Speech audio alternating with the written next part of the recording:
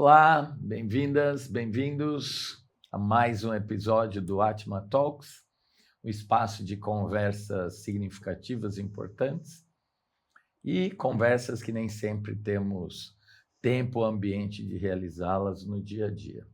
Hoje eu estou aqui com duas pessoas muito especiais, queridas para mim.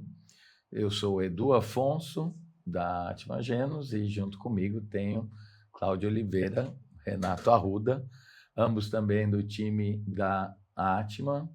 Cláudia trabalhando no time interno da Atma, Renato um dos nossos consultores associados que trabalham nos nossos projetos. E o nosso tema de hoje é desenho de carreira e transição de carreira. Então, um tema que talvez vocês já tenham se perguntado, para onde eu vou, de onde eu venho no mundo corporativo, o que eu espero, o que é meu futuro.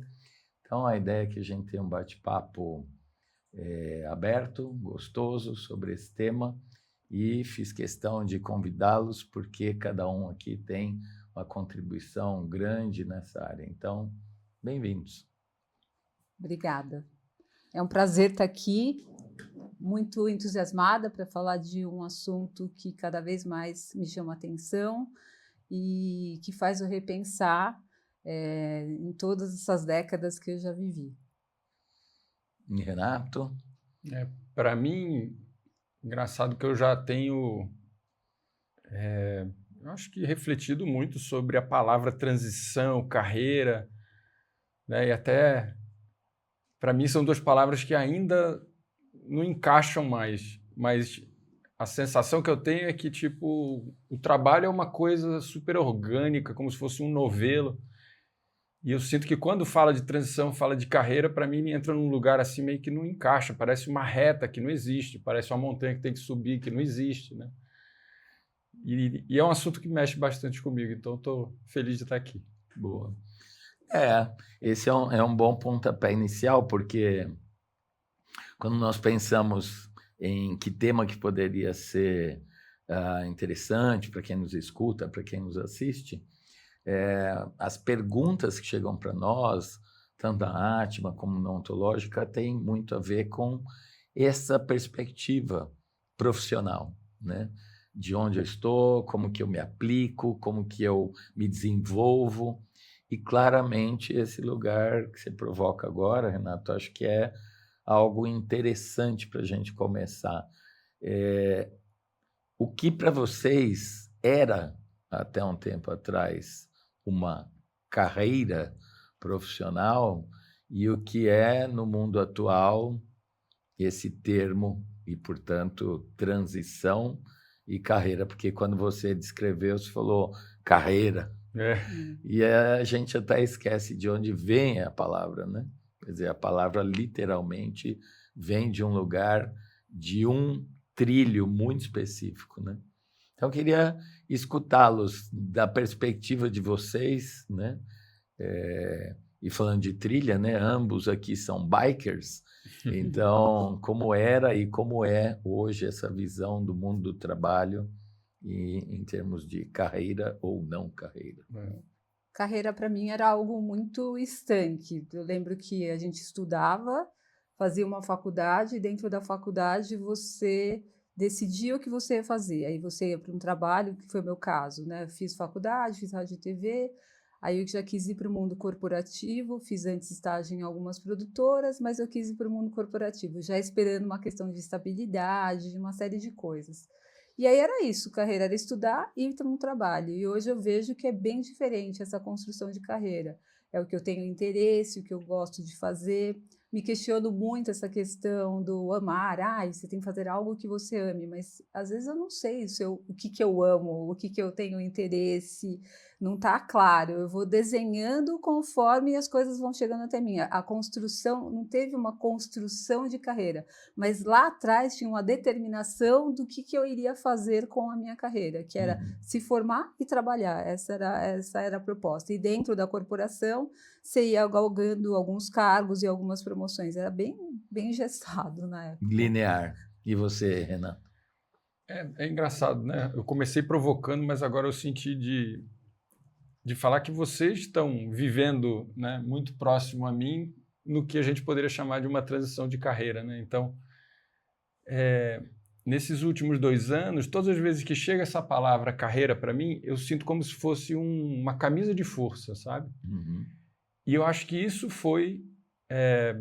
eu fui colocando isso ao longo da minha trajetória de trabalho, ao longo da minha vida profissional, eu fui colocando isso, a carreira, o cargo, o próximo passo, o ser desenvolvido, o estar preparado para a próxima posição. E acho que isso foi me gerando esse aprisionamento, né?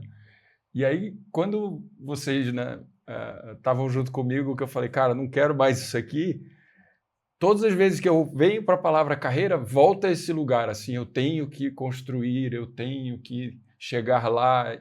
E eu acho que está sendo muito libertador, por exemplo, né, esse trabalho com vocês, de eu estou trabalhando, mas não tem esse negócio de o próximo passo, né? Até porque a vida de consultor, você não sabe se amanhã vai ter outro projeto, você não sabe se amanhã você vai estar com saúde para entregar. Então, essa liberdade que veio, né, nesse meu novo momento, eu acho que foi algo que eu fui perdendo quando eu fui entrando nesse modelo de carreira, sabe? De uma trilha. Escutando vocês, né, a Cláudia começou dizendo algo que você fazer, né, aquilo que você gosta, tal. E eu já quero, não vou fazer agora, mas já quero deixar uma pergunta que daqui a pouco vou fazer. Que é isso? Você faz o que ama? Você deve amar o que faz? É a mesma coisa, não é? Então, daqui a pouco a gente entra nesse aspecto. Mas antes disso, né, a linguagem que a gente utiliza para o trabalho é uma linguagem que também está em transformação, se a gente for analisar, porque veja que para descrever algo que não é uma carreira, você usou o caminho, os passos, as etapas, aí a gente fala a jornada. Então, mentalmente, nós criamos, eu acredito, um espaço de linguagem para falar da nossa trajetória profissional. Então, ainda que a gente precise atualizar essa linguagem, a questão que eu acho que está aqui é como é esse trabalho, o futuro do trabalho? É um lugar mais definido e planejado ou é um lugar que vai fazer sentido, como diria Steve Jobs, quando lá da frente você olhar para trás e falar, nossa, as mudanças da vida me trouxeram daqui para cá, para lá.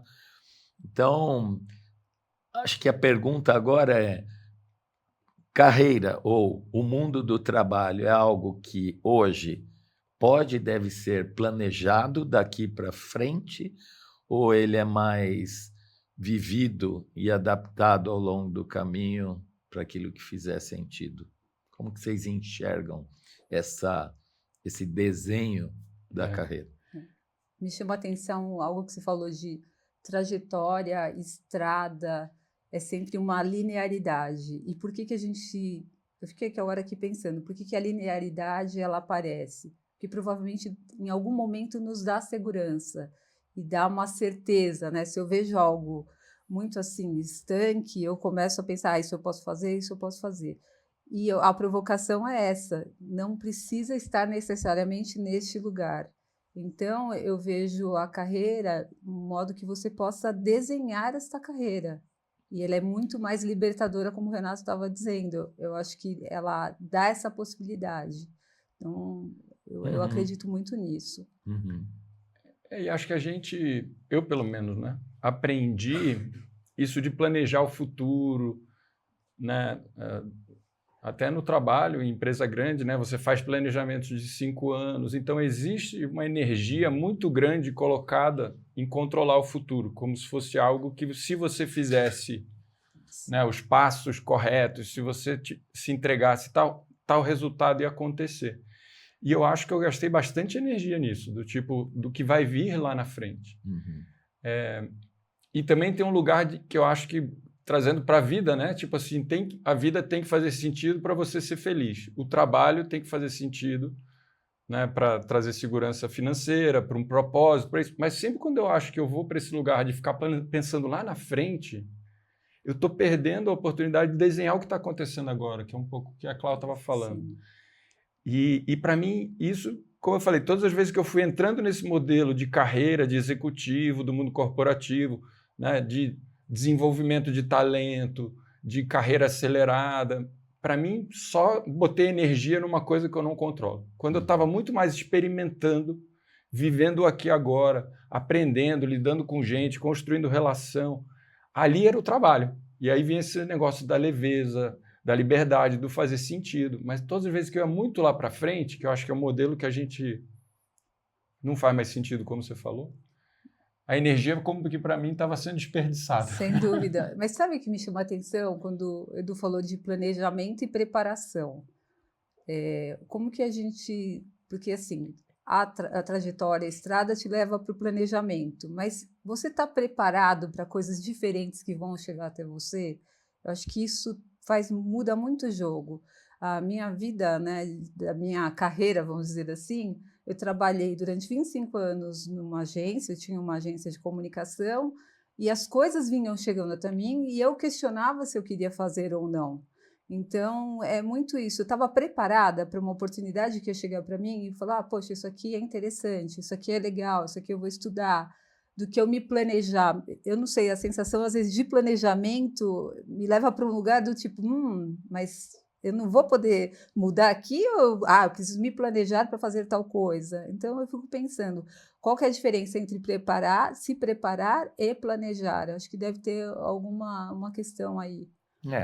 Para nós, claramente, tem uma distinção aí, né? O planejamento é muito mais cognitivo, é muito mais mental e é uma tentativa de antecipar o futuro para controlar, de alguma maneira, esse futuro, né?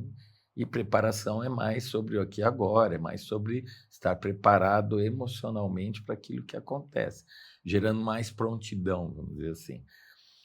Eu acho que é inegável que existem pessoas que se dão melhor e preferem um caminho de mais planejamento, de mais... cara, como que eu vou criar passos pensando no que vai ocorrer na empresa em que eu estou, quais são os cargos que eu almejo, o que eu preciso fazer para alcançá-los. Enquanto outras estão mais nesse fluir daquilo que está acontecendo. O que parece para mim, pelo menos, eu quero checar com vocês, é que o próprio mundo do trabalho vem mudando.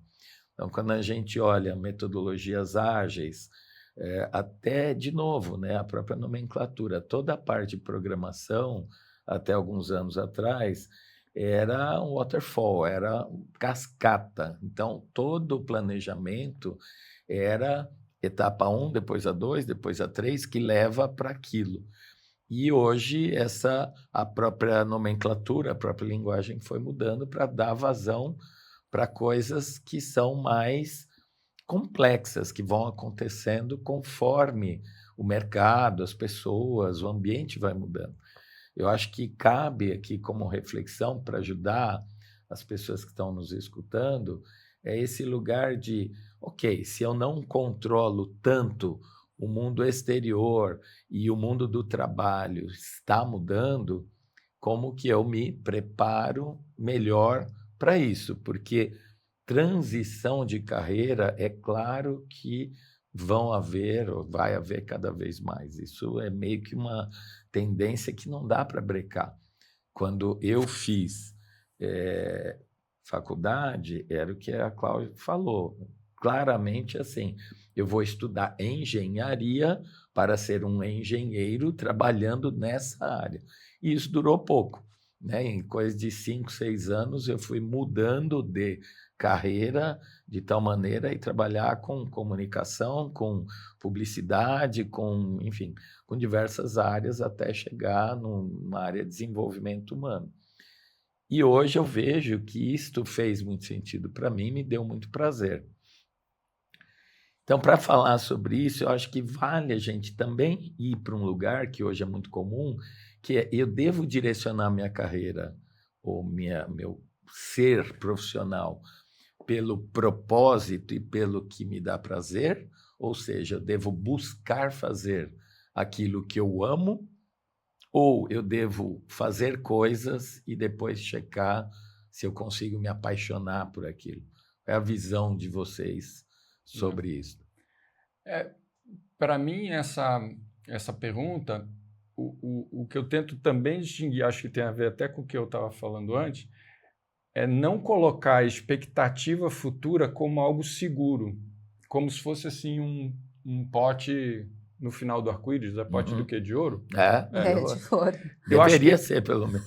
Eu acho que esse é o cuidado, porque quando você coloca, sei lá, minha carreira na minha empresa, eu vou chegar lá, né? E se eu me preparar, fizer tudo, eu vou chegar lá. Existe 1 milhão de variáveis, sempre existiram, que podem fazer você não chegar lá. Mas isso não impede o que você está falando de viver o aqui e agora, né? Então, eu acho que o que você estava falando do planejamento é o que eu preciso fazer hoje, arrumar meu quarto, arrumar minha agenda, me planejar, estudar. Isso eu acho que é super válido. O cuidado é não colocar, sabe, se eu fizer isso, eu vou chegar lá no final do arco-íris e vai ter um pote de ouro me esperando. Eu acho que é esse, talvez, a melhor maneira de expressar o que eu chamei ali de sofrimento. De colocar energia num lugar que, para mim, não fez sentido. Agora, quando eu coloco energia nisso que você está falando, o que eu posso fazer hoje que eu gosto e que eu curto, que eu faço bem, que faz sentido para o mundo, né? E no meio do caminho vai ter coisa que você não gosta também. Eu acho que então também não é assim, ou uma coisa ou outra. Sim, né? Você pode ir descobrindo no meio do caminho. Você pode descobrir no meio do caminho. Tem uma coisa que me chamou a atenção, que é o amar e ter interesse. Então, por exemplo, eu amo ler, mas amar ler é algo assim genérico. Mas eu tenho interesse em quê? Eu tenho interesse em livros de comportamento, eu tenho interesse... Então, eu acho que para ou para o desenho de carreira, ou para uma transição, eu acho que é você se perguntar também assim, o que você tem interesse? O que te faz você acordar curioso? O que você quer fazer? Eu faço essa pergunta porque eu tenho uma filha agora de 18 anos que vai prestar vestibular, e ela fala assim, eu tenho interesse, eu gosto muito de geografia, de história, mas eu tenho interesse em estudar economia, mas ela não está num lugar de amar, porque ela ainda não sabe, ela é muito nova, ela não construiu isso. E outro dia eu também estava vendo uma história do Roger Federer, o tenista, ele fez vários esportes, handebol, natação, para ele chegar no tênis, e me chamou muita atenção essa questão do generalista, porque ele experimentou vários esportes, e ao chegar no tênis foi onde ele se viu e onde ele se reconheceu. Tanto é que ele é o cara, né? E isso me chamou a atenção, porque ele experimentou várias coisas. Então, eu acho que tem muito a ver isso. Você tem interesse, como que você quer levar a sua vida, o que você quer experimentar, para depois chegar na paixão ou no amar. Não estou falando que não pode, mas eu acho interessante você fazer esse experimento, né? E acho que tem uma armadilha também nesse negócio do pote de ouro com a palavra propósito, né? Porque aí, indo para o lado do trabalho, eu acho que o que gera, talvez, sofrimento é quando você, ouvindo a Clau, né? Quando você está fazendo algo que não é do seu interesse ou quando você está fazendo algo que você não faz bem e que vai para um lugar de sacrifício, né? E até a palavra sacrifício, às vezes a gente coloca como uma coisa ruim, que não pode mais, mas é o ofício sagrado, né? Então, o lugar do sacrifício é importante, né? No trabalho, né? Por isso que assim, eu estou sempre vivendo o meu propósito. Eu acho que é meio uma idealização. Mas se você também está sempre fazendo algo que não te interessa, não te, vamos dizer, nutre, e que você não faz bem, e que vai ser doloroso, né? Falando do esporte, né? O Agassi e o tênis. Para quem leu a biografia dele, foi um sofrimento profundo a carreira dele, né? Então, talvez ele passou um pouco do ponto do que era interessante e do que ele não gostava de fazer. Mas que ele fazia bem, ele fazia. Né? Eu acho que tem vários aspectos aqui associados, né? Tem remuneração e sobrevivência financeira, tem o aspecto de qual é a sua competência natural e que você se destaca naquilo, porque ter competência, como você falou, em alguma determinada ocupação, não é igual necessariamente a pessoa gostar daquilo. mas ela tem muitas vezes uma competência muito natural para aquilo, né? Então, hoje eu olho com muito mais tranquilidade quando alguém conversa comigo sobre quais são esses aspectos. Você foi trabalhar numa empresa farmacêutica porque tinha uma oportunidade que apareceu financeira e depois você percebeu um propósito associado àquilo que estava trabalhando, ou ao contrário, viu que não era isso que você queria fazer. Então, eu acho que esse aspecto do desenhar conforme vai acontecendo é algo que a gente pode conversar um pouco, porque essa é uma crença muito profunda, né, na Atma Gênios, que é o desenho, né, o design da sua vida, seja ela nos papéis relacionais do dia a dia, familiares, ou nos papéis de trabalho, é um lugar que eu acho que traz mais poder, que é eu não consigo controlar, mas sim eu posso fazer design daquilo que está acontecendo, eu posso fazer experimentos, eu posso buscar algo que hoje me faça mais sentido, porque até a palavra vocação profissional, que era comum, eu cheguei a fazer teste vocacional. Meu teste vocacional deu totalmente para a área comercial. Detalhe, eu odiava a área comercial. Eu queria ser um engenheiro de novas tecnologias e, para mim, isso era o mundo. E eu fui mudando ao longo do tempo até que, finalmente, eu percebi que, sim, a área comercial tinha um chamado para mim e que ainda hoje faz muito sentido. Mas eu precisei passar por vários lugares antes para que essa vocação, vamos dizer assim, esse chamado, fosse acolhido pela minha alma, que, cara, deixa eu olhar para isso. Mas primeiro eu fiz marketing, primeiro eu neguei vendas, não gostava da palavra, até chegar nesse lugar. Então, minha pergunta é: quanto vocês acreditam hoje, olhando para suas próprias trajetórias, vocês desenharam como um design mesmo, ajustando foco, ajustando rota, o quanto foi algo mais planejado ou que veio de fora para dentro sem nenhuma intencionalidade de vocês? Eu saindo da faculdade, você falou da indústria farmacêutica, eu vou ter que pegar essa, né? Claro. Pega. E eu falei, olha, não lembrei. Eu fiz o estágio, foi meu primeiro estágio em indústria farmacêutica, pela bolsa de estágio que pagava mais. Eu fui numa feira de estágio, preenchi um monte de ficha, e aqui eu fui escolhido, passei no processo, e que pagava melhor era da indústria farmacêutica. Eu não tinha a mínima ideia do que era. Uhum. E aí começou com um trabalho de experimentando mesmo.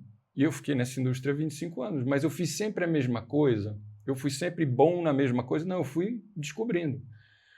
Quando me conectou, talvez, aí com o tal do propósito, foi quando eu saí do escritório e eu fui para hospital, trabalhar em hospital. Então, eu visitava os médicos do Hospital das Clínicas aqui em São Paulo. Uhum. E eu levava pizza para o pessoal do plantão do PS, os residentes. Então, a primeira vez que eu entrei no PS do Hospital das Clínicas, aquele bando de maca no leito e tal, aquela galera precisando de uma amostra de Novalgina, desesperadamente, sabe? Ali, sabe, foi quando bateu aquele arrepio. Falei, caraca, que negócio louco, né? Eu tenho essa possibilidade de ajudar alguém com o meu trabalho, né? E na área da saúde e tal. Mas também tinha um lance de conhecer muito a área de medicamento, medicina, e eu em biologia, física, química, eu era um fracasso. Uhum. Né? E aí, todas as vezes que eu tinha que estudar um material de um produto e tal, para mim era o sofrimento. Então, é isso, eu ia descobrindo, fazendo aquilo no dia a dia. Cara, isso aqui eu faço bem, isso aqui eu preciso de ajuda, não sei fazer. Mas, naturalmente, eu fui fazendo um monte de coisa nesses 25 anos de indústria farmacêutica. E quando eu estava no aqui e agora, vivendo aquilo, era onde eu achava que eu estava mais brilhando. Quando eu ia para esse modelo do que eu preciso fazer para atender, para chegar lá, para o próximo passo, e a carreira internacional, e para me preparar para ali, para mim, é onde eu saía desse lugar de potência. Né? Uhum. Então, para mim, foi fazer e ir experimentando. Eu fiz tanta coisa em 25 anos, você também provavelmente, né? Não, Na sempre. mesma agência, você fez de tudo. Fiz de tudo, mas acho que vale falar essa questão da construção social. Eu vim de uma situação onde eu era filha da empregada doméstica. Então, o fato de ser filha da empregada doméstica e estar numa casa onde eu recebia oportunidades, eu ia muito em direção ao que vinha de oportunidade. Então, eu nunca desenhei, eu quero ser isso, eu quero ser aquilo. Para você ter ideia, a minha primeira faculdade foi de engenharia, porque eu tinha 2 irmãos que faziam engenharia. Então, eu falei, se eles fazem, então eu vou fazer.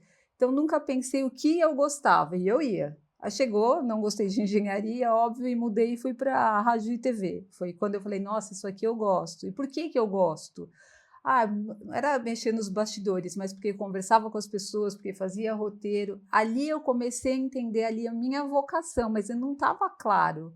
Então, as coisas sempre chegaram para mim. Isso é legal poder falar. Se você está em dúvida e quer, às vezes, desenhar algo para você, se questionar no sentido assim, poxa, o que eu gosto de fazer, mas o que as coisas estão chegando até a mim?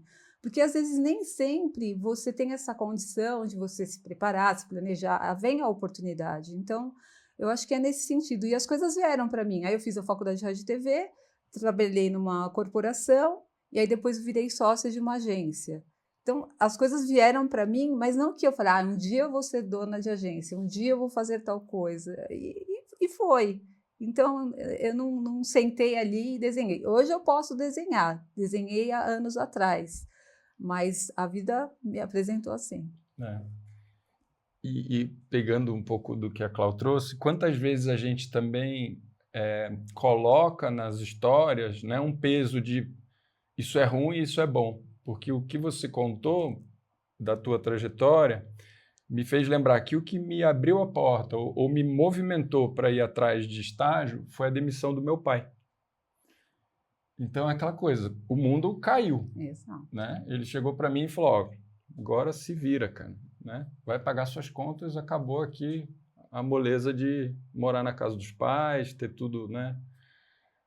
O privilégio acabou. Mas só começou o meu trabalho por causa de uma situação, crise, né? Uhum. Então, muitas vezes também a gente vive a crise e a gente fica na crise, né? E o quanto que depois a gente olha para trás, como talvez o Steve Jobs disse, putz, fez sentido. Se eu não tivesse vivido aquilo, eu não estaria aqui hoje, né? Eu não teria tido a oportunidade de trabalhar na indústria farmacêutica há tantos anos. Também como lidar com isso, de o que é uma oportunidade boa, o que é uma oportunidade ruim e o quanto que a gente coloca de julgamento nisso. Ou né? seja, imagina assim, quanta coisa aconteceu, né?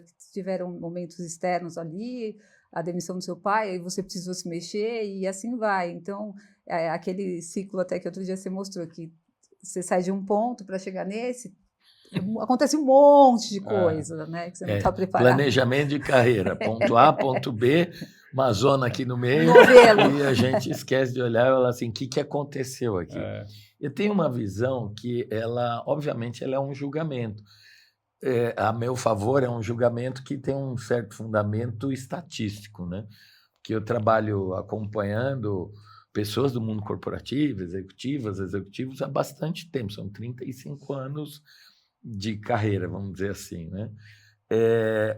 E para mim fica muito claro que as pessoas que são mais determinadas e têm uma ambição vertical e clara, eu quero ser o CEO da empresa.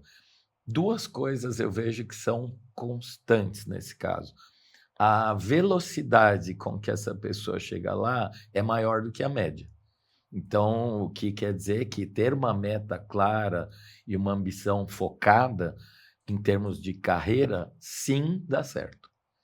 A contrapartida disso, que também vem na mesma proporção estatística, e aí, para mim, é um lado negativo, né? O outro lado da moeda é a maioria das pessoas que chega lá, chega com um nível de e agora?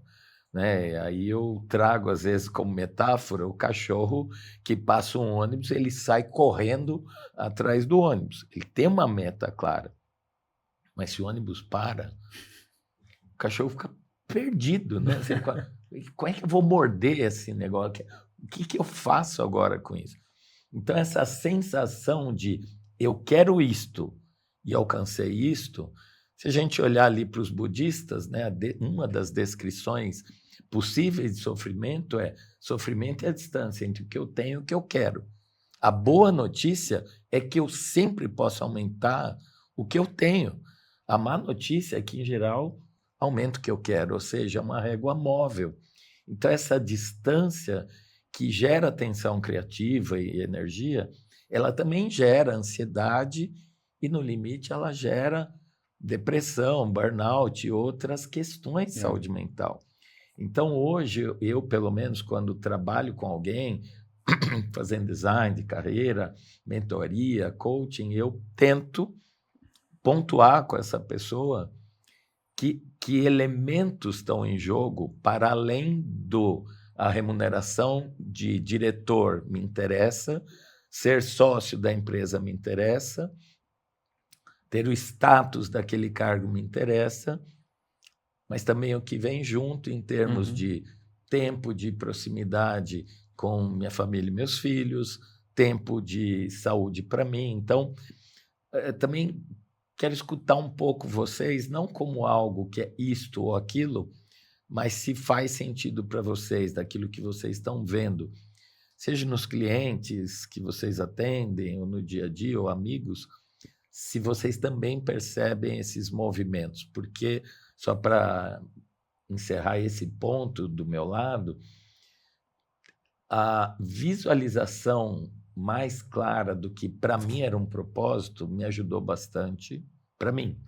Porque quando eu identifiquei que para mim o meu propósito é aprender e compartilhar a verdade ou aquilo que para mim é verdadeiro, isso deu um drive, deu um direcionamento de energia que é amplo o suficiente, como a Cláudia falou. Então, não é só tenho uma carreira para fazer. Não, eu tenho N carreiras, mas em todas os movimentos de carreira que eu fiz, em todos eles, a partir daquela data, e isso foi lá no ano 2000, eu passei a colocar muito claro, eu preciso, para o meu prazer e para eu amar mais aquilo que eu estou fazendo, ter uma sensação, uma apropriação de estar aprendendo e compartilhando coisas verdadeiras. Então, esse lugar ele mudou. Então, estou menos preocupado com o cargo, com o status e com o dinheiro, estou mais preocupado com esse senso de estar no propósito. Então, para mim, isso é relevante, mas não espero que seja para todo mundo, né? Então, eu queria ouvir vocês sobre isso.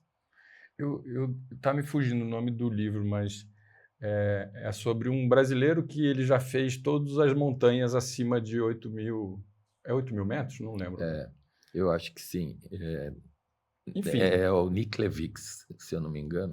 Eu não vou lembrar. Depois a gente pode até botar nos comentários. Sim. Mas ele, por exemplo, para chegar no pico do Everest, ele fez, sei lá, 30 outras montanhas, ou sei lá quantas outras montanhas. E ele falou que ele percebeu que ele colocou tanta expectativa no pico do Everest que quase como se tivesse apagado as outras montanhas que ele subiu antes. Mas o que é o pico do Everest? Ele falou, você fica lá em cima, tipo, 4 minutos. Você tira uma foto, você está com oxigênio todo congelado, você põe uma bandeira e desce. Então, não é assim só o pico, mas também não é você apagar todas as outras montanhas que você subiu, cara. Senão você vai ficar... Tem a beleza de você querer chegar no pico, que é o que faz você acordar de manhã, treinar, se preparar, tá com a prontidão que vocês falaram, né? Então tem que ter ambição. Também não dá para dizer assim, putz, não, o cara tá lá a passeio. Não, a meta é importante. Existe um porquê da meta, da ambição, do desejo, do sonho. Agora, quando você chega lá, é o que você falou, é a sensação do cachorro, do alpinista que chega lá no Everest. Cara, é isso. Nossa Senhora. O que é mais gostoso? Eu estar aqui agora ou o que eu fiz para chegar aqui, né? E muitas vezes também eu no mundo de startup eu ouvi de um cara desses que não fez o unicórnio, né? Que ele falou assim, mas essa conversa de curtir a jornada é de startupeiro que fracassou. Porque, na verdade, a gente está aqui para fazer um unicórnio. Então, eu tomo cuidado de não colocar em dois polos, né? É as duas coisas. Enquanto você não fizer o seu unicórnio e você quer isso para sua vida, beleza, vai atrás. Mas não é porque você quebrou 10 vezes que está errado, que não foi bom, que não valeu a pena, né? Boa. Uma coisa que mexeu comigo, a sua pergunta, é o momento, o que aconteceu lá atrás. E hoje, se eu tivesse que fazer assim, um ajuste, e agora falar um pouquinho de maternidade, eu lembro que eu trabalhava muito, acho que a gente tem momentos da vida que você está mais dedicado e você está querendo construir, ter, conquistar, super normal. Mas eu lembro que na minha maternidade, eu estava tão nesse lugar de querer, de fazer e tudo, que eu sinto que eu deixei as minhas filhas ali terceirizadas com uma babá e tudo. E hoje, ao fazer essa transição de carreira, ter saído da agência durante 25 anos, trabalhar na Atma, fazer outras coisas, eu sinto que a minha qualidade como mãe está muito melhor. Então, eu acho que também isso faz parte desse combo, né? Olhar para a sua carreira e que espaços que você também quer incluir nessa jornada, porque antigamente eu estava ali naquela correria no automático, que a gente diz aqui na Atma, que é a normose. Normose nada mais é algo que é disfuncional para você e você não percebe e faz isso ser normal. Eu trabalhava 12, 14 horas e chegava à noite e eu não conseguia ver a minha filha no berço, ela já estava dormindo para a babá ir embora.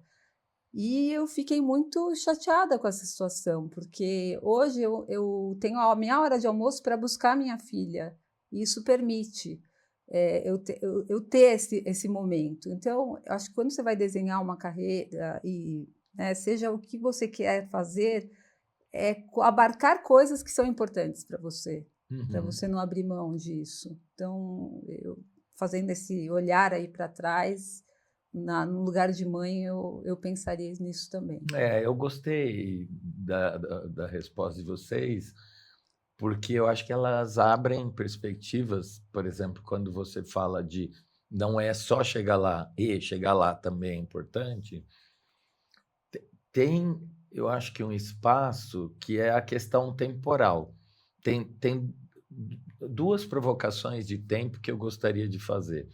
Uma provocação de tempo que é: nós, na média, estamos trabalhando mais anos, envelhecendo mais, tendo uma possibilidade de viver mais como gerações, né? Então, aqui nós estamos representando 40 mais, 50 mais, 60 mais, e nos sentimos ativos. Talvez há 20 anos atrás, eu com 63 anos, não teria esse espaço de fala aqui, porque já seria um espaço de, bom, essa pessoa já fez o que tinha que fazer, tem que se aposentar e basicamente morrer, né? E hoje, assim, eu me sinto com energia suficiente para fazer coisas. Então, acho que essa é uma dimensão do tempo que eu queria trazer. A outra é eu empurrar para o futuro algo que vai ser legal.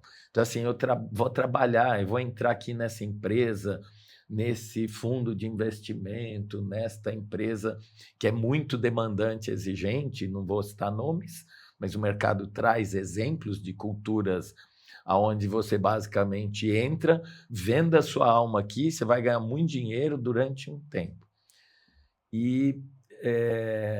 Então, essa dimensão do tempo, o que eu faço hoje versus o que eu vou fazer lá na frente, né? Então, a Cláudia trouxe numa conversa outro dia que a gente estava fazendo, preliminar, um exemplo de um filme, né, que eu assisti, achei muito legal, né, Dias Perfeitos, que mostra isso, que independentemente de qual é o seu trabalho, se você consegue trazer essa dimensão tempo, estou aqui hoje, agora, e isto é o melhor que eu tenho pela frente para fazer, que, em outras palavras, seria voltar no tema eu amo aquilo que eu estou fazendo hoje, talvez isso gere uma sensação de presença, prazer e significado muito maior.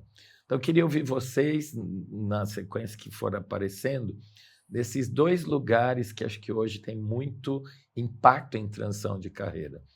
O que eu devo fazer hoje para um futuro melhor? Então, faço hoje ou espero me sacrifico hoje para lá na frente me aposentar, ganhar dinheiro, etc. E, segundo lugar, a minha idade, no ponto de vista daquilo que eu posso impactar e afetar o mundo, qual é essa dimensão idade? Te ouvindo, vou falar um pouco como eu vivo isso ao longo do tempo. Eu acho que teve um momento mais jovem, talvez, que quando eu pensava assim, eu preciso acumular dinheiro, eu não tinha um número na cabeça, que é um pouco isso, essa sensação de o Everest, né? Então você sobe uma montanha alta, você quer subir a próxima. Então não tinha assim uma sensação de quando vai ser suficiente. Então teve momentos que eu estava ali atrás do bônus, atrás da promoção, atrás a serviço do que para mim também não era muito claro. Era sempre mais.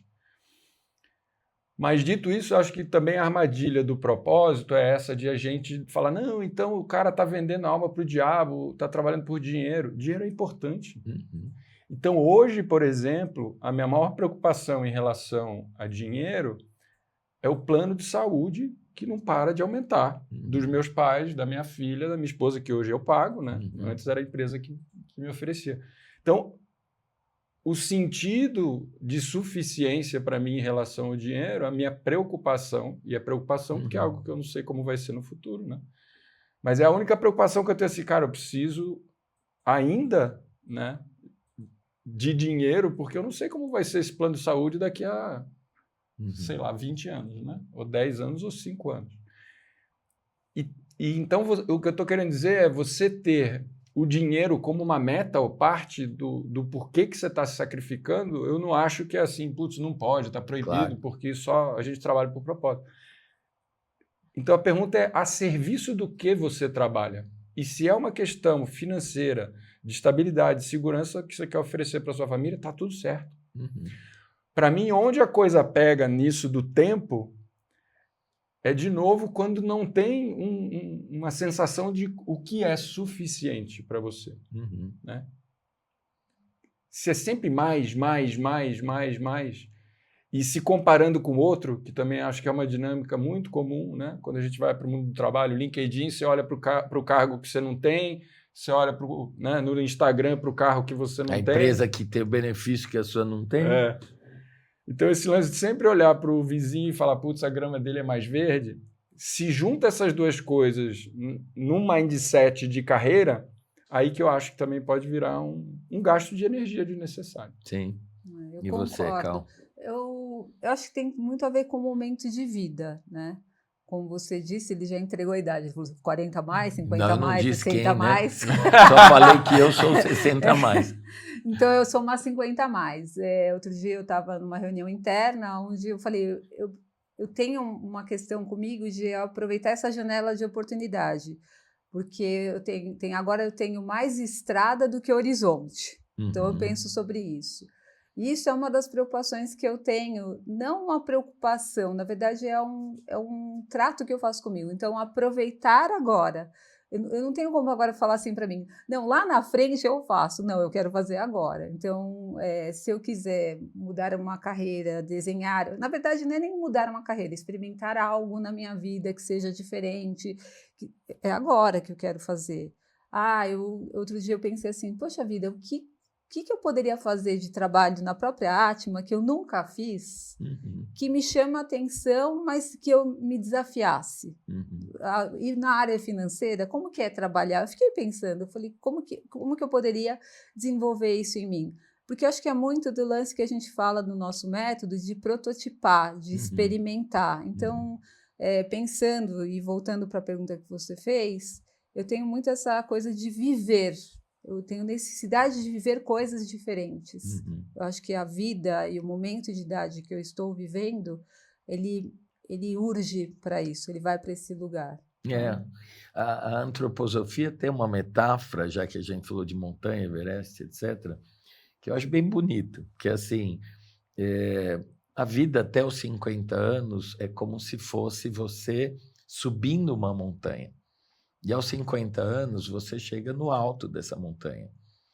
E aí a pergunta é, qual é a diferença entre a primeira metade e a segunda. Quando eu pergunto isso, às vezes provocando as pessoas, a primeira resposta que vem é: bom, já chegou lá em cima, agora é só rolar ladeira abaixo, né? E eu falo, mas pensa melhor, como é fisicamente a sua visão quando você está subindo a montanha? E aí a pessoa, como assim? Aí eu vou provocando um pouco. E aí, metaforicamente, quando eu subo ou escalo uma montanha, eu estou com a visão da parede da montanha. Eu estou tão focado naquilo que eu quero alcançar, que é lá em cima, que eu tenho menos espaço, ou tinha, vai. Hoje eu acho que isso, graças a Deus, está mudando. Mas eu tinha menos espaço para curtir. Então, eu estou preocupado em ganhar o dinheiro, né, conseguir o cargo, competir com alguém, e aí eu alcanço uma posição ou algo. E aí a questão é, o que eu faço agora para descer a montanha? Curtindo a paisagem, porque se eu descer do outro lado sem precisar descer de rapel, eu vou descer curtindo a paisagem nesses próximos 50 anos. Então, tudo bem que é uma metáfora e sem idealizações, mas o que a gente também quer trazer nessa reflexão é como você melhora a qualidade da vista quando você está subindo essa montanha, ou seja, inclui outras coisas. Então, claramente hoje a preocupação com saúde física aumentou muito na média, né? E isso entrou no mundo corporativo. E eu acho que é muito bom, que ajuda a incentivar as pessoas. Do outro lado, quando a gente fala de saúde mental, não necessariamente essas coisas estão indo juntas. Então, por exemplo, a cultura Ironman, cultura triatleta, ela não necessariamente inclui um espaço de descanso, um espaço de inclusão de outras necessidades, artes e outras coisas também importantes. E aqui não estou dizendo que o esporte, ou ser Ironman, ou ser um triatleta não seja bom. A questão é como que eu incluo isso de novo num lugar de suficiência e não como uma meta, ou como uma métrica, ou como uma competição, onde eu tenho que ter o índice de massa corporal no máximo 13, 14, eu tenho que ter, enfim, cintura no máximo 70, 60 e pouco. Não sei se eu me explico, mas eu acho que a provocação é como incluir saúde, para lá da saúde mental, a saúde social também, que permite que eu possa pedir ajuda, que eu possa ter presença de outras pessoas no meu mundo do trabalho. Você acha que as culturas, as empresas, às vezes não incentivam essa busca dentro de um time, por exemplo, né? E se está lá dentro do time, que é para você precisa performar e precisa fazer, isso não é algo para olhar para isso e dar uma pausa e perguntar, poxa, mas o que eu quero, aonde eu quero estar, como eu quero estar com esse time? Eu fico, às vezes, pensando muito isso que você trouxe agora, essa cultura triatleta, triatlon, enfim, me deu uma provocada nisso. Vou deixar o Renato responder, a gente comenta em cima disso. Boa provocação. Para mim, eu acho que a gente está no modelo social, né? Tentando ir para a minha zona aqui de preocupação, mas voltando para do que eu controlo, né? Eu, por exemplo, com a minha relação com a minha saúde física e tal, existe sim uma autocobrança de que sempre eu tenho que estar melhor, né? Então, para mim, é difícil ir para esse lugar de perder, né? Perder vitalidade, perder produtividade, perder dinheiro, perder. Mas isso eu tenho vivido como é algo natural, né? A gente não tem outro caminho, como você falou, né? É físico, é biológico, né? Mas eu acho que no mundo da performance, no mundo da produtividade, nessa cultura, né, indo para as redes sociais, tudo, é muito estimulado isso de que cada dia você tem que ser sua melhor versão. Mas como você vai ser sua melhor versão se você vai perder a acuidade visual, auditiva, massa muscular? Então, E aí vem, lógico, né, entrando nos absurdos, né, dos esteroides, da cultura do corpo, do Instagram. Agora tem filtro, tem isso, tem aquilo. Não vamos nem falar de bebê reborn, né? Mas é isso, a gente socialmente está indo para o modelo de que tudo pode ser comprado e que a gente não perde nunca, que a gente não chega lá nunca e tal. Isso, no mundo do trabalho, eu acho que também é um dilema, né? A questão do etarismo, eu tenho visto assim, as empresas todas agora falam de pessoas 50 a mais, mas quantas você está contratando com 50 a mais? Né? Exato. Porque se as 50 a mais já estavam lá, talvez, ok, né? Ótimo, mas quando você está trazendo desse... Porque o valor de descer a montanha tem um valor imenso, Edu. Que é o que você está falando. Quem está lá em cima, descendo, está tendo uma visão que quem está subindo não está. E como integrar essas duas visões dentro de uma corporação? Do tipo, cara, eu sei o que é perder, eu sei o que é passar por uma reestruturação, eu sei o que é demitir alguém. Você que está chegando e loucaço para chegar no topo do Everest, você já viveu isso quantas vezes? Então, como é a gente conversar e encontrar espaços dentro da organização para se ajudar, e não entrar nessa de que eu tenho que ser sempre jovem, produtivo, melhor a cada dia, sua melhor versão, tem que acordar hoje. Seu corpo não vai fazer isso. Sabe uma coisa que eu vou voltar no ponto que você trouxe, Cal? Eu estou bem feliz porque nos últimos meses, coincidentemente ou não, eu recebi alguns pedidos de clientes diferentes pedindo ações de comunicação ou relacionamento intergeneracional. Então, diferente do que vinha acontecendo, de tem um programa de trainee, um programa de pós-trainee, um programa de aceleração de talentos, um programa de middle management, de média gerência, um programa de alta gerência. Agora eu começo a escutar, cara, como que eu faço uma real integração entre pessoas 50 a mais e jovens chegando com 20 e poucos anos? Como fazer essa possibilidade, essa sinergia acontecer? Isso, para mim, é novo e muito importante no mundo do trabalho. E aí, voltando ao ponto que você trouxe sobre, será que não tem empresas que usam a cultura da alta performance, inclusive alta performance física, para obter sempre melhores resultados? Eu não acho que a resposta é não existe ou não vejo. O que eu sinto é algo que está na transparência. Eu sinto que, assim, com a ótima intenção de gerar saúde mental, por ver o número de afastamentos. Então, por exemplo, afastamentos por doenças psicológicas, nos últimos 10 anos, sobrepassou e muito as tradicionais doenças que geravam afastamento. LER, por exemplo, né? Que era de esforços repetitivos, usar mouse, etc., era o que mais gerava afastamento do trabalho. E hoje é burnout e outras síndromes de estresse ou situações realmente mentais, né?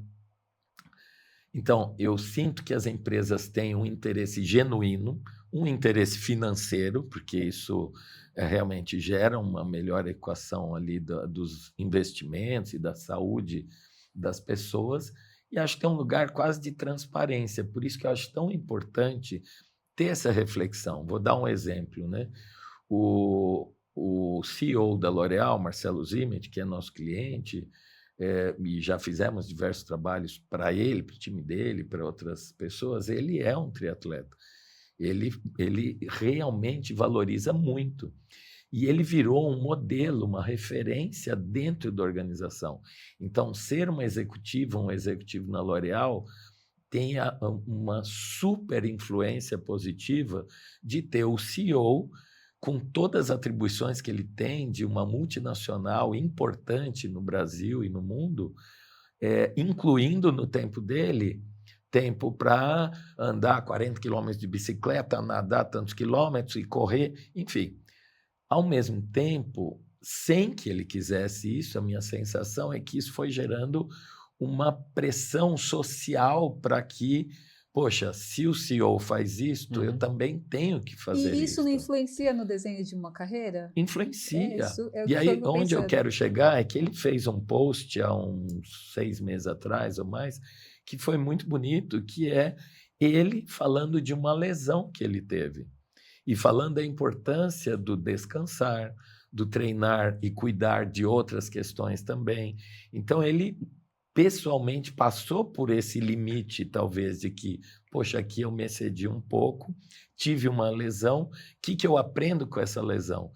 E o que a gente trouxe para as pessoas é que esse post dele, para mim, valeu tanto ou mais do que os outros posts anteriores, onde mostrava só o aspecto luz dele praticando esporte.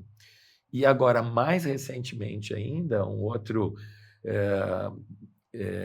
executivo da L'Oréal, o Pedro, participando de uma maratona em Nova York, se eu não me engano, em Nova York. Em Boston. Ele foi, enfim, viralizou algo que ele fez espontaneamente. Ele estava no meio da maratona, um americano meio que sucumbiu ali, caiu no chão. Ele parou a maratona dele, simplesmente, e começou a andar do lado da pessoa, ver se estava tudo bem, e ajudou essa pessoa. Então, o que eu quero trazer com esse exemplo é que, para a carreira, ou para o mundo do trabalho, estes outros lugares menos óbvios, como descanso, saúde social, ajudar e ser ajudado, graças a Deus tem sido bem mais valorizado, né? Então, eu acho que tem um lugar menos intencional, talvez, na média das empresas, mas mais de ir para a transparência. Se é bom, é bom, é bom, eu vou fazendo e acaba, ou pode virar uma normose, mas que é bom cuidar da saúde e do corpo, ninguém tem dúvida.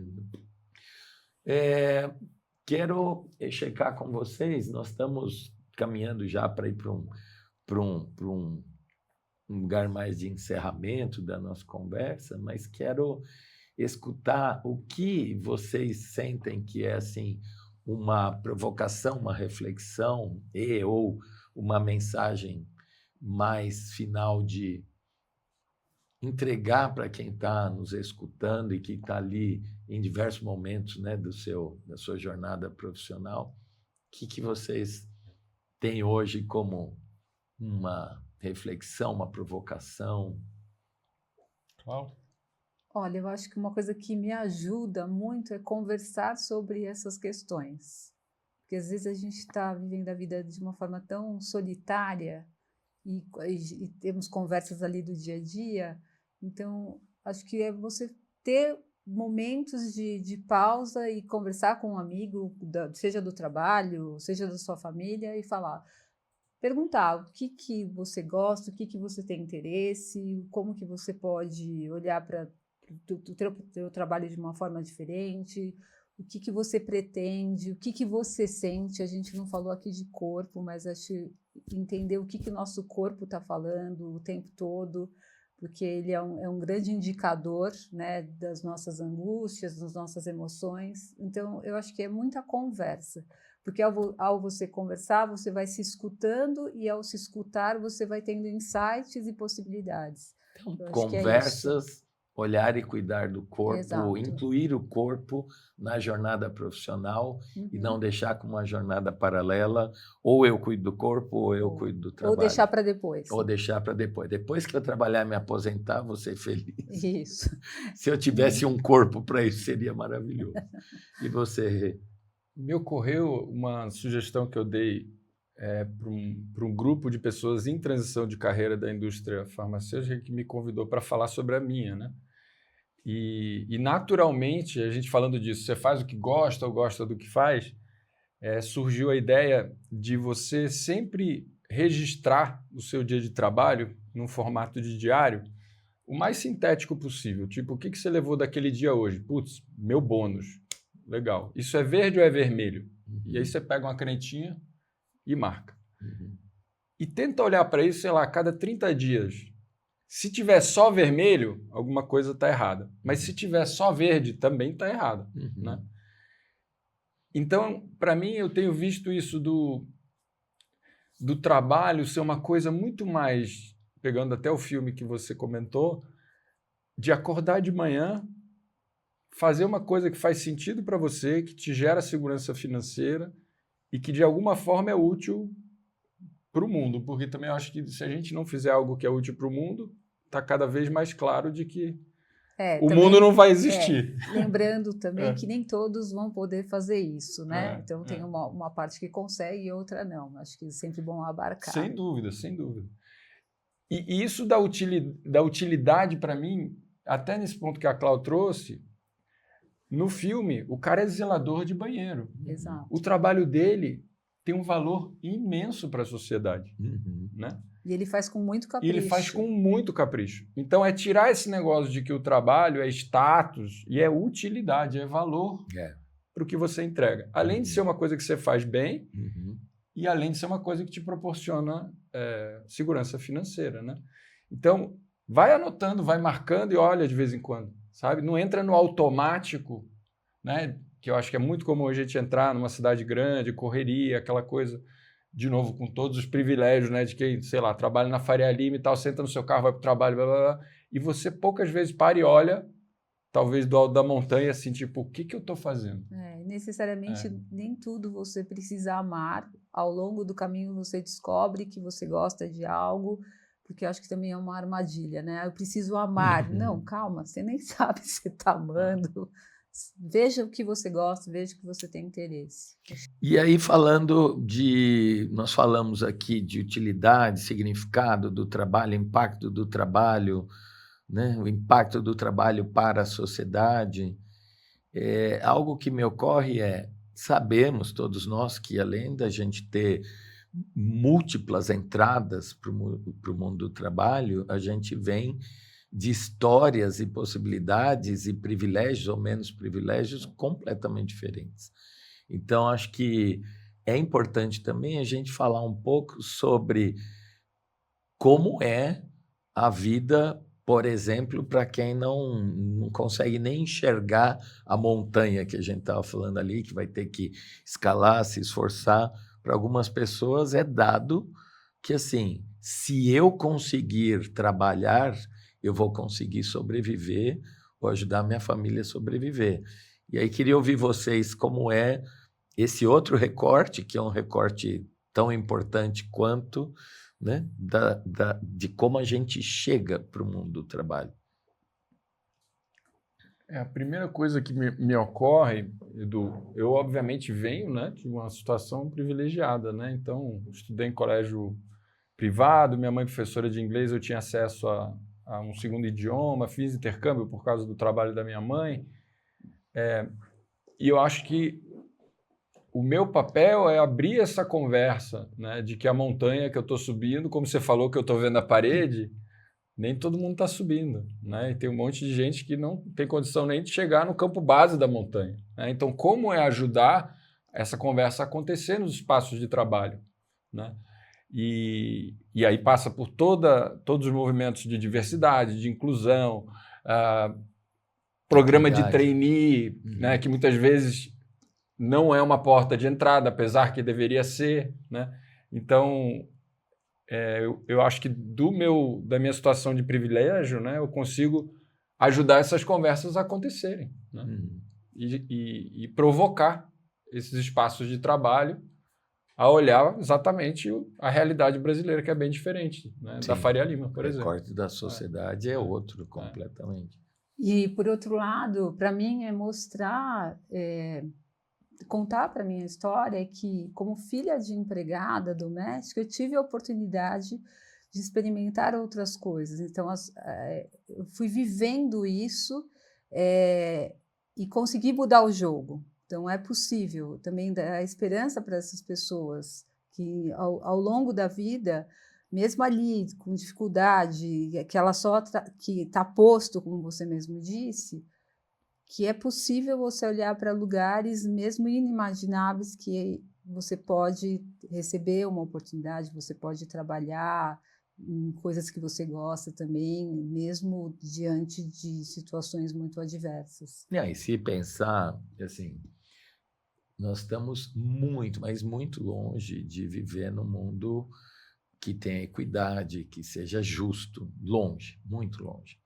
Ao mesmo tempo, a própria evolução de tecnologia e algumas outras questões também fazem com que hoje talvez seja um pouco menos difícil coisas que no passado eram impossíveis. Então, assim, se a gente olha hoje alguém que consegue ter um celular, com acesso a um celular, talvez esta pessoa consiga furar uma bolha de conhecimento, de acesso, que permita esta pessoa a ter um acesso que antes era impossível, né? Então, acho que cabe a nós, dentro de uma visão privilegiada, olhar para isso e falar qual é o meu papel, reconhecer que na Atma nós tentamos fazer alguns pequenos movimentos de diversidade, de inclusão, de um apoio social para uma ou outra pessoa, instituição, mas eu acho que, para além disso, se nós estamos falando do mundo do trabalho, como é desenhar possibilidades, carreiras e jornadas aonde os diferentes acessos dessas pessoas possam ser valorizados, possam ser escutadas, para além do meu recorde de privilégio de ter nascido numa família imigrante, ser um homem branco, hétero, né, com acessos que outras pessoas não tiveram, não têm. E tem uma frase do Yvon Chouinard, né, que é o cara da Patagônia, o fundador da Patagônia, que ele fala assim, as empresas têm o poder de fazer o mundo um lugar melhor, mas também de fazer o mundo um lugar pior, né? Então, esse grau de consciência, né, de novo, no privilégio de um CEO branco e tal, que está lá nos Estados Unidos e tal, é fundamental, né? Porque você entra no... E aí, falando por mim, né? A minha transição de carreira, ou a minha demissão, de ter sido demitido, me levou para um lugar de escassez, de tipo, cara, eu não tenho dinheiro, o mundo vai acabar, eu vou ter que vender minha casa. E muitas vezes você entra, né, como eu entrei 25 anos dentro do mundo corporativo, você entra numa transparência e você perde noção da abundância que você tem lá. Eu não sabia quanto custava um litro de gasolina, porque o carro era da empresa. Uhum. Então, hoje eu sei onde é o posto mais barato e eu dirijo 15 quilômetros e vou lá para encher o tanque, né? Então, esse grau de, vamos dizer, de alienação, que eu acho que é um cuidado que a gente tem que ter na carreira, né? Principalmente se a gente vai num lugar de privilégio, multinacional, ou então uma empresa grande, um banco, Faria Lima, o quanto você entra numa bolha e você acredita que não tem, vai faltar. Meu amigo, é uma abundância que tem ali, né? E não está faltando nada. Sim. Né? E onde está faltando, você não enxerga, porque você não vê a montanha, como você falou, não vê quem não está na montanha. E você? Por outro lado, também eu vejo que é fácil, às vezes, a gente falar, não, mas é só estudar, é só se dedicar, mas quanto tempo o cara leva 3 horas de ônibus aí volta, e estuda e trabalha, e aí não é só estudar, só se dedicar, ele não tem um momento de descanso, ele não tem um momento de olhar para ele e nem se perguntar o que eu gosto. Então, às vezes, é muito cruel a gente estar nesse lugar que é só fazer. Não, gente, não é só fazer.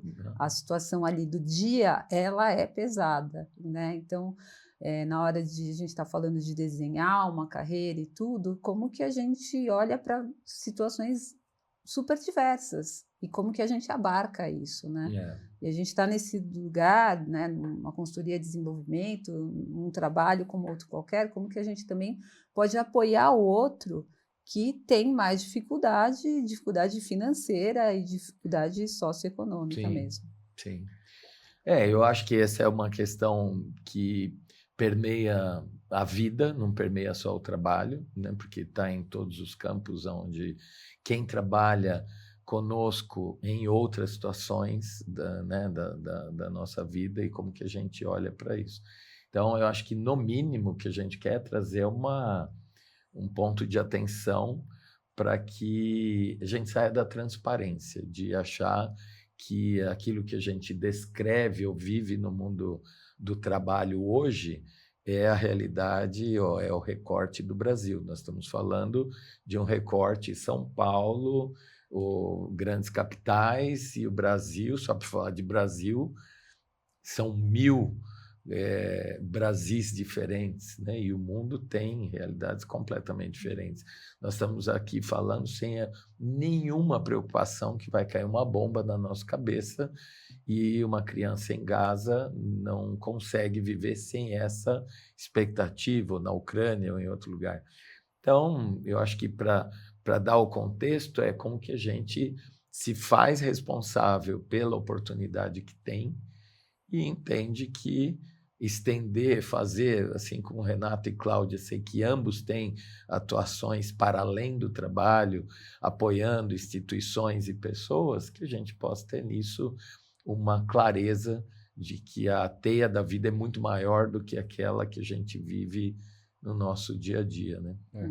E usando a palavra que eu tenho os meus conflitos, né? E para mim não faz mais sentido, a tal da meritocracia, né?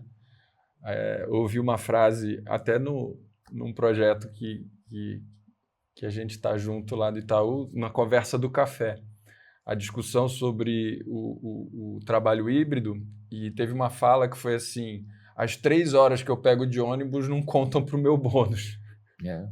Aquilo para mim foi assim, é verdade, né? Como a pessoa ela é avaliada. Claro, e a régua parece que é igual e esquece todas as diferenças, que é o que a Cláudia estava trazendo, né?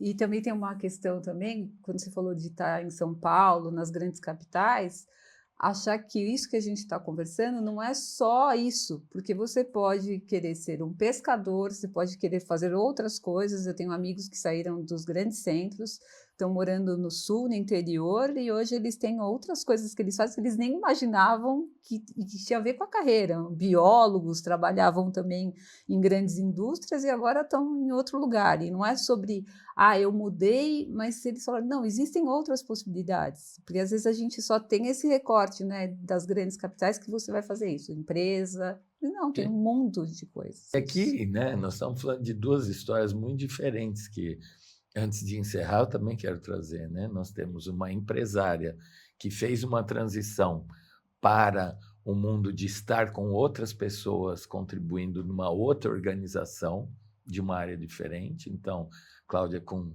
uma história de ter uma empresa de comunicação e publicidade para migrar para uma área de desenvolvimento de pessoas, né?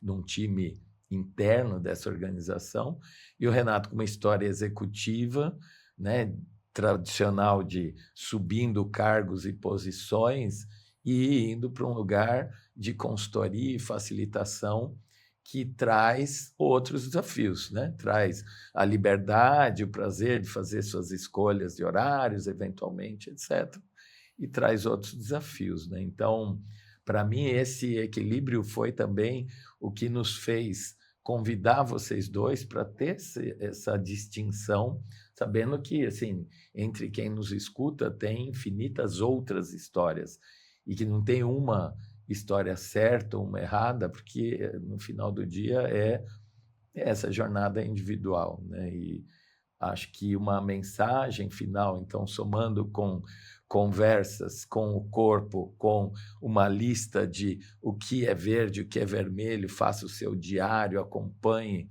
para gerar esse sentido. O que eu incluiria é quase como assim, o prazer para mim é muito importante. E aí eu não sei se é amar o que faz ou não, para mim sempre foi muito natural.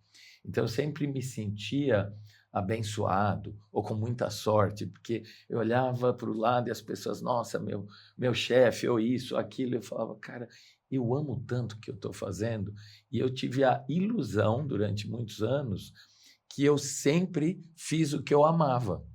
Só que aí eu fiz tantas mudanças também, transições de carreira ao longo da vida, que eu falei, cara, pensando bem, acho que não é isso. Eu não fui sempre atrás daquilo que eu amava, mas eu acho que eu consegui, pelo menos até hoje, vamos ver para frente, amar aquilo que eu estava fazendo. Então, apesar do filme que a Cláudia citou, né, O Dias Perfeitos, é um filme japonês e, portanto, tem muito da cultura japonesa, porque no Brasil o valor que nós, como sociedade, damos para um zelador de banheiro, infelizmente, não se compara à cultura japonesa, onde esse tipo de trabalho, outros tipos de trabalho, são vistos pelo valor da entrega para a sociedade, muito mais do que o status daquilo. Mas se eu puder deixar algo, para mim, assim, se for possível, olhar para aquilo que está fazendo e pensar aonde eu posso ter prazer nisto que eu estou fazendo hoje, aqui e agora.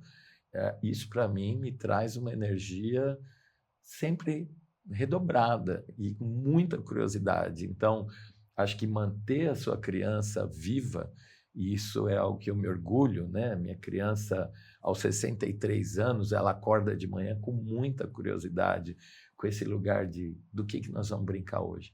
Então, para mim, o mundo é um parque de diversões a ser explorado, né? E na ontológica, na Atma, a gente fala que brincar é algo sério. Então, a gente brinca sério, né? Então, que você possa também, né, usufruir, desfrutar, amar aquilo que você faz, porque se a vida te traz um trilho, pelo menos que você transforme numa trilha, né? E não fique tão preso e possa navegar mais por onde o futuro do trabalho vai nos levar, que nenhum de nós sabe exatamente onde vai ser. Nós nem chegamos a falar de tecnologia e de outras questões sociais importantes que estão acontecendo, mas isso fica para um próximo episódio, onde teremos prazer de ter vocês e outros convidados aqui para nos acompanhar. Então, uma palavra, um encerramento de cada um para a gente entregar de volta para os nossos eu ouvintes. Quero agradecer por essa oportunidade de contar um pouco da minha história, dos nossos pontos de vista, e estou aqui à disposição, como eu disse, conversar algo que eu gosto. Eu tenho uma meta de conhecer um número de pessoas maior do mundo, eu ando conhecendo. Então é isso. Muito obrigada. Obrigado, Cláudia. Eu fico com a tua fala de como é possível a gente brincar, né? Sério. E com vocês eu sempre me sinto nesse lugar. Então, super feliz de estar aqui e que a gente possa continuar brincando junto. Boa. É isso. Obrigado, gente, por estar conosco em mais esse Atma Talks. Nos vemos em breve.